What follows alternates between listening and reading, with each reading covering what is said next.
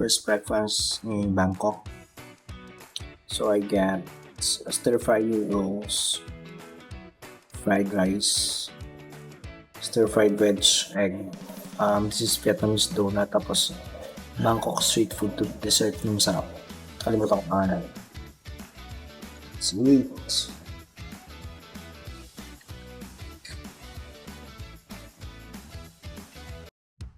Good morning! I'm out and about. Dito ako sa labas ng hotel. Actually, itong area na to is within Ratchathuni. Ang hotel ko is Chitlom ata. And then merong MRT na sa kabilang site na Ratchaprarop. If tama yung subway ata yung Pero today, doon tayo pupunta sa BTS area. May mga explore lang tayo. And malapit din to sa kung area na to, malapit din to sa Pratunam and Palladium, Big C. Basta maraming mga pwedeng puntahan doon. Ayun, so maglalakad tayo ngayon. Ngayon is, eto, naglalakad lang ako. Ang agenda ko ngayon is to just walk around. Galit-galit yung ko. Yung bangs ko. Yung 27 bangs ko parang galit-galit. May meron ding barbershop dito. Yan.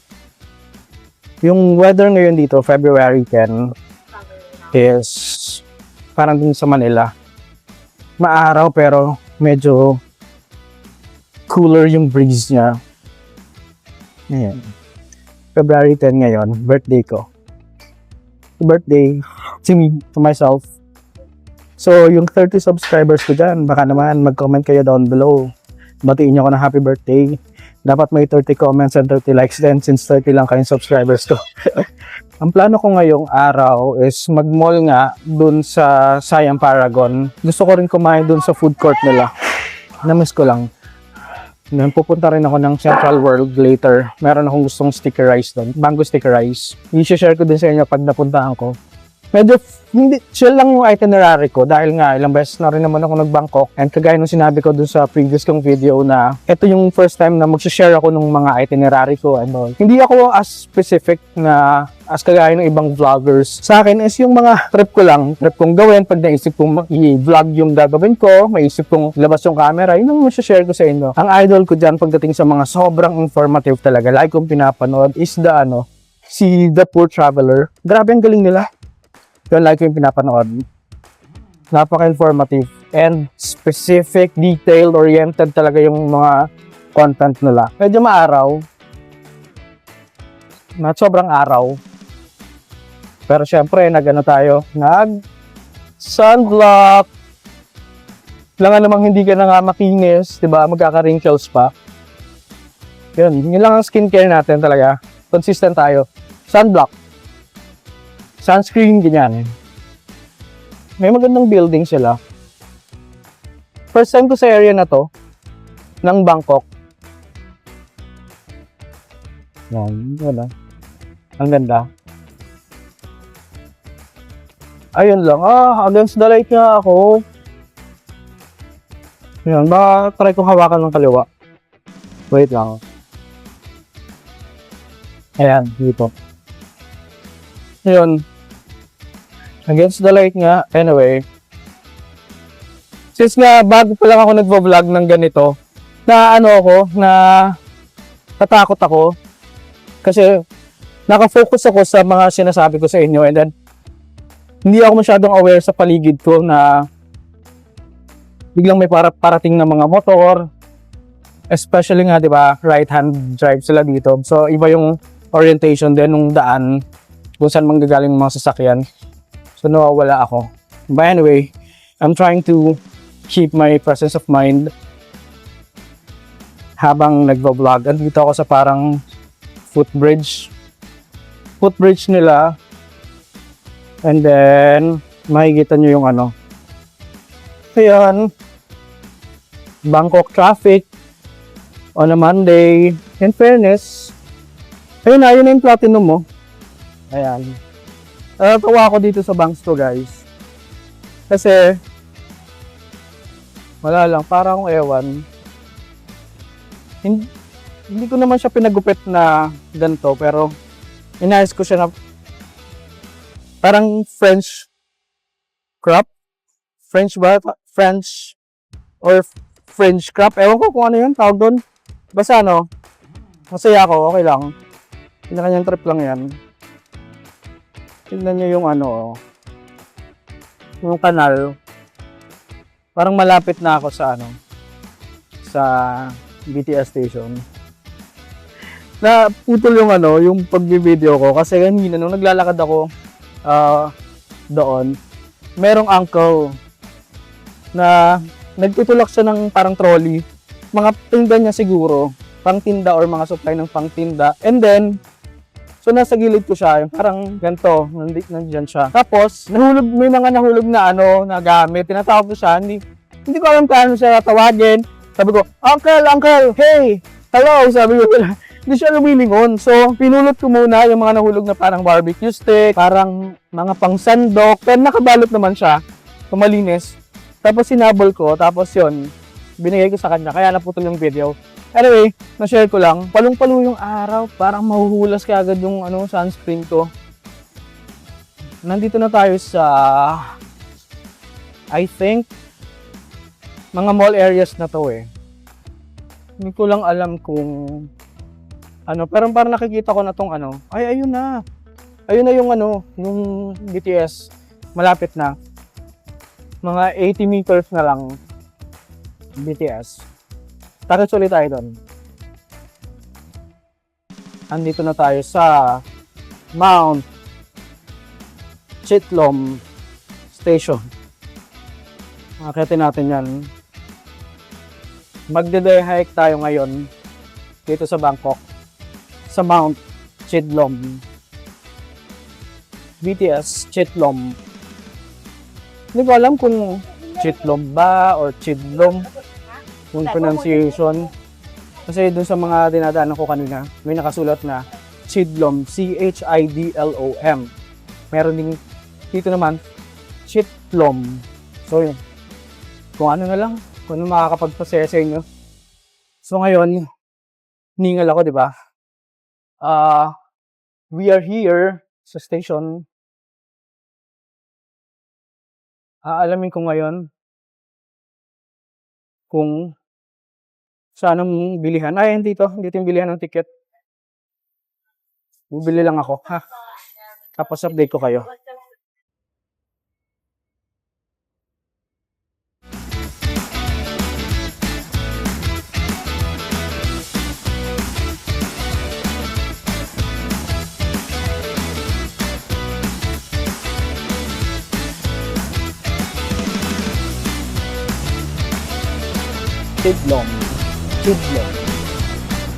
Chidlom. Ayan. Gusto ko rin palang kumain ito, KFC. Namiss ko to eh. Although wala silang kanin, yung mga KFC nila dito. Pero it's always a good thing na to try some familiar brands with a different flavor profile. Ayan. So, wait lang ako ng train. And then I'll update you guys pag ando na ako sa Siam Paragon. I'm gonna visit all the Siam malls within the area. Dahil nga may mga hinahanap ako. Pero gala-gala lang, tingin-tingin lang. Kung may trip at may pambili, hindi bibili. Kung wala, edi next time. Alright, see you later guys.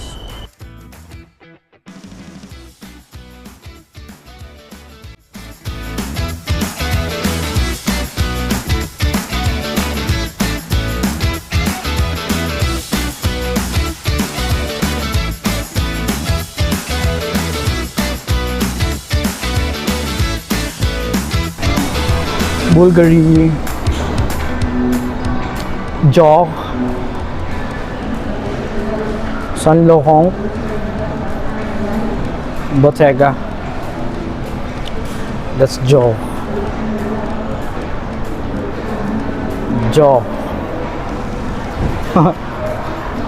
Ganito, Bottega.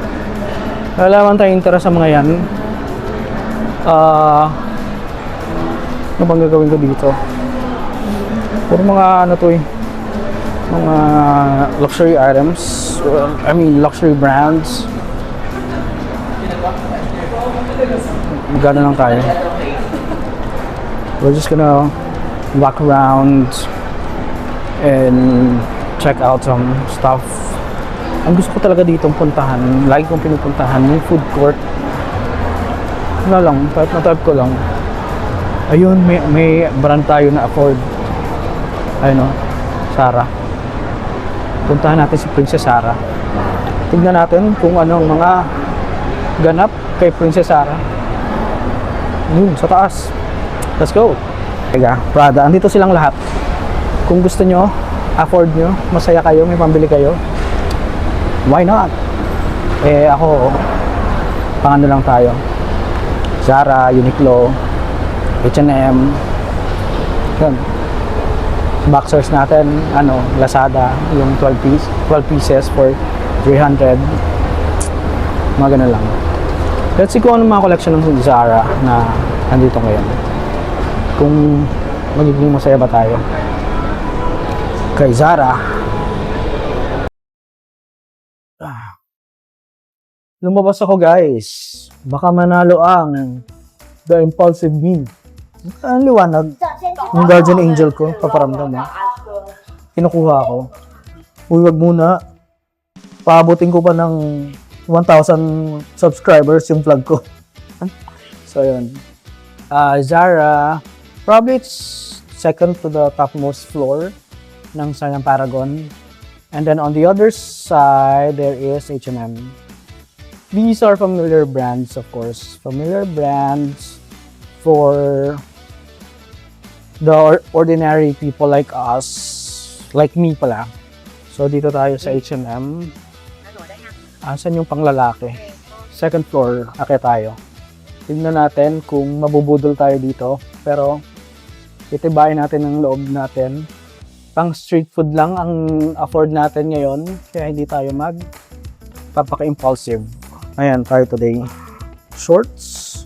Mainit pero hindi sobrang init. Medyo chilly yung hangin ngayon. Sa birthday boy, oh. Happy birthday, Coops. Ayan, ano lang tayo. Pamalengke. Para maganda tong pants na to. Tapos, classic Chuck. White shirt. Jeanette. Magkano kaya? How much? Slim fit. Oh, there. Wait lang, guys. Nahihirapan ako. 1,499 baht. Sorry. Ayun, guys. Umakit ako dito sa third floor. Pupunta ako dito sa... Dalawang pupunta ako dito. Una, itong favorite bookstore ko. Kinokuniya. And then, pupunta ako sa DJI. DJI kasi itong gamit ko na camera. I'll check out some accessories. Kasi nung time na kumuha ng camera, wala yung combo na content creator combo, parang ganun. Hindi siya available. Kaya kinuha ko na muna yung solo para lang makapag vlog na. Kaya sa mga 60, sa 30 subscribers ko, para sumulit-sulit naman, like nyo ha. Tsaka mag-comment kayo na, "Oy Chris, ang galing mo, grabe. Umiiyak kami sa sobrang galing mo." Mga ganun comment guys ha. 30 subscribers. Baka naman. Dito na tayo ngayon sa DJI. Maghahanap tayo ng kakagastusan natin sa mga darating na panahon.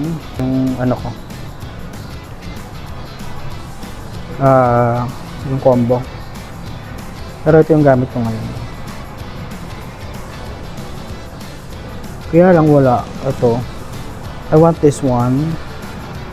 So, let's see if we will get one.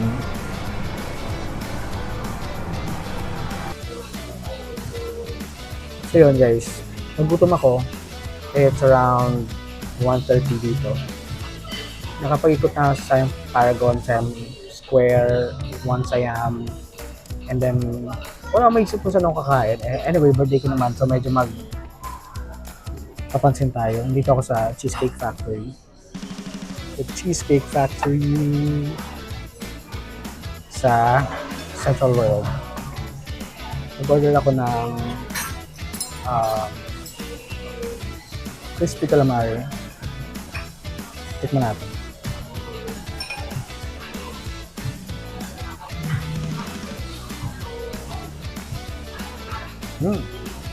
Malutong. Hindi overcooked. Malambot. Sakto lang. Ito, mozzarella something. Or, ewan ko kung ano po. Crispy crab. Something. Very western yung flavor. Siyempre, lamang. Saka may complementary din. Tabang.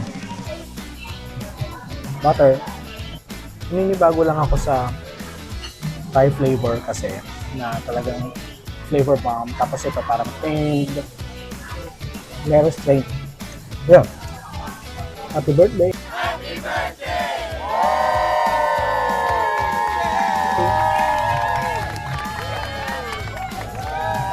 Okay, ano bang wish? Lagi kong wini-wish basta hindi ako magkakasakit. Hindi magkakasakit yung family ko. Yung mga friends ko. Pati lang mga friends ko na nakuha nila yung mga dinedesire nila ang hindi nakaka-apak ng ibang tao. Yan. Yan ang wish ko. World peace. Mag-wish ako ng world peace. Parang malabo yan. Kasi kanina nga sabi ko, each of us ay unique snowflake. So, magkakaiba tayo lagi ng stand sa buhay. Pero ano, na-achieve. Ang nakakalungkot lang naman dun lagi is yung the way na napaka baba ng tolerance natin sa isa't isa. Na nadadama yung mga bata. Anyway, pupunta na punta. Enjoy na lang ang calamari. Mapra. Thank you yung pasta. Kainin ko muna ito pag nandiyan ang pasta. Pakita ko sa inyo.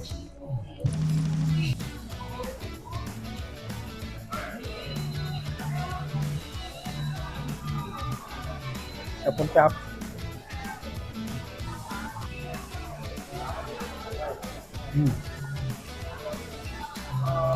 Dito na ang pasta.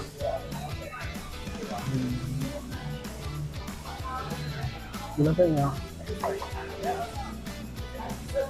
In order ko is 4 cheese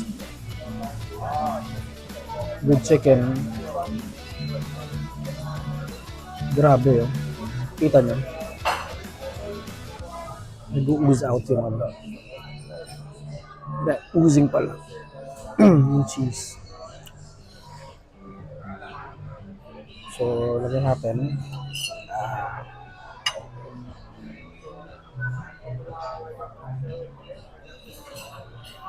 Sarap. Try natin. And then parang may cream cheese pa sa ibabaw.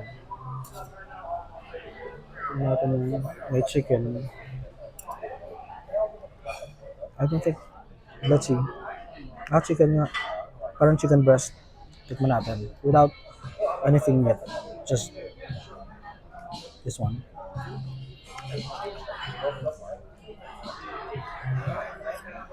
Herbaceous.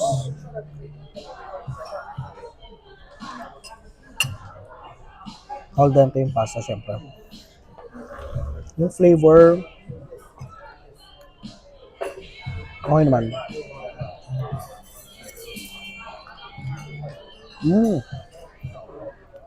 Mainit yung pasta, and then yung cream cheese. Sa ibabaw, malamig. So, there is a combination nung hot and cold thing. So, it adds excitement.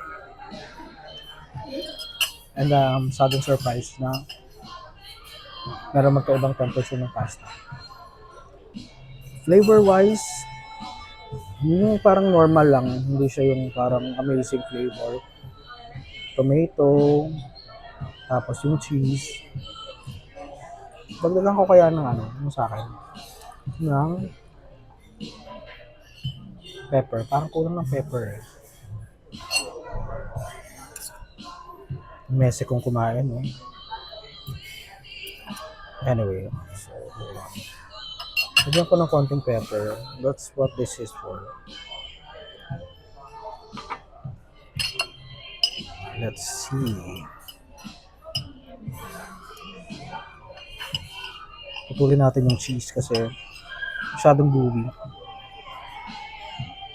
Ay. Alright. Here we go. In one go.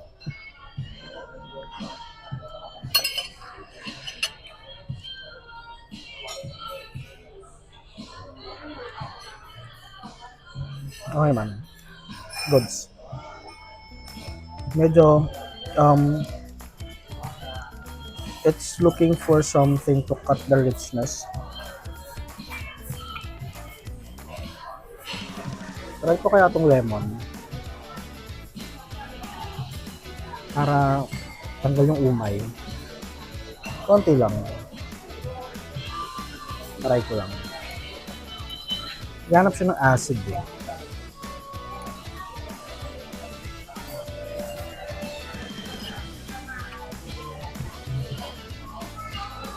Not bad. Not great. It's okay. I'll just enjoy my lunch. And again, happy birthday to me. And I'll see you guys again in a bit. Kain tayo.